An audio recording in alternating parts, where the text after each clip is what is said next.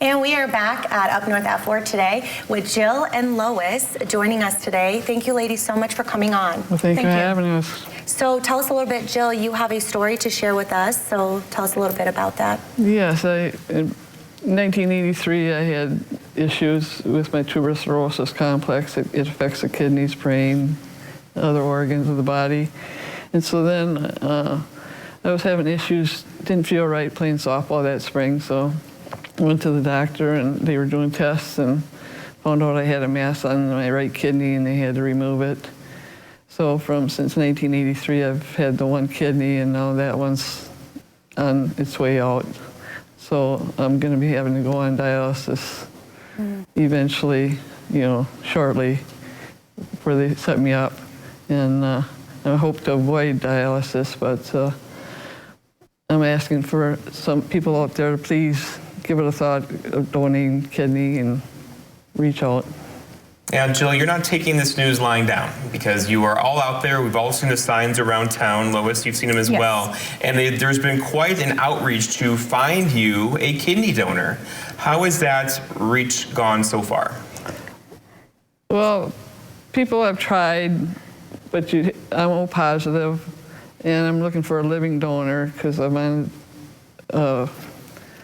medicine. I have to be off for a month before they can do surgery for me to heal correctly, and then things can go on. And what is, and Lois, if you could just share a little bit of maybe more information or where people can contact or what else can people do to help? Sure. So because of Jill's disease that she currently has, she can't just wait for an organ to be donated.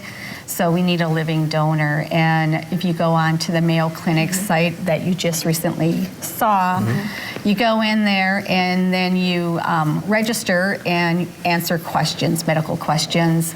You want to make sure that you pick Minnesota because there is Minnesota and Arizona. So click that, do the questions, and then they will contact you via email if you can go on to the next step.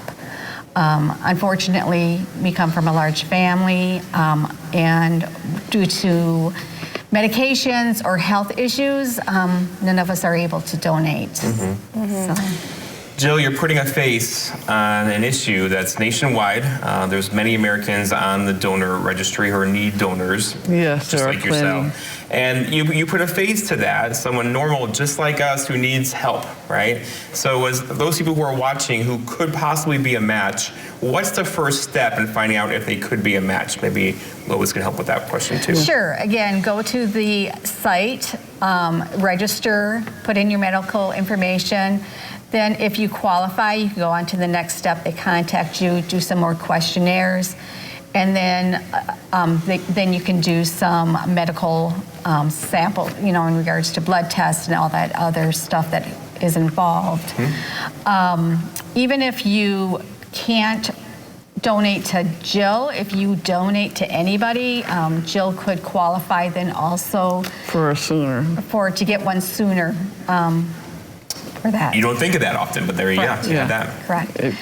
And there is assistance out there for people that do donate for assisting them with the travel, the housing, and loss of work. So there's also, it's called National Living Donor Assistance Center that can assist with all that if you're worried about losing wages and that. Okay. Anything else that you would like to add before? No, I just hope and pray that people will give it a thought, that you can achieve, I've gone with one kidney for 41 years it's going to be, so you can still achieve things in life and go on. Well, we think you're incredibly brave. Thank you. Thank you for your story. Well, thank you. Thank you. And we'll be right back after this break.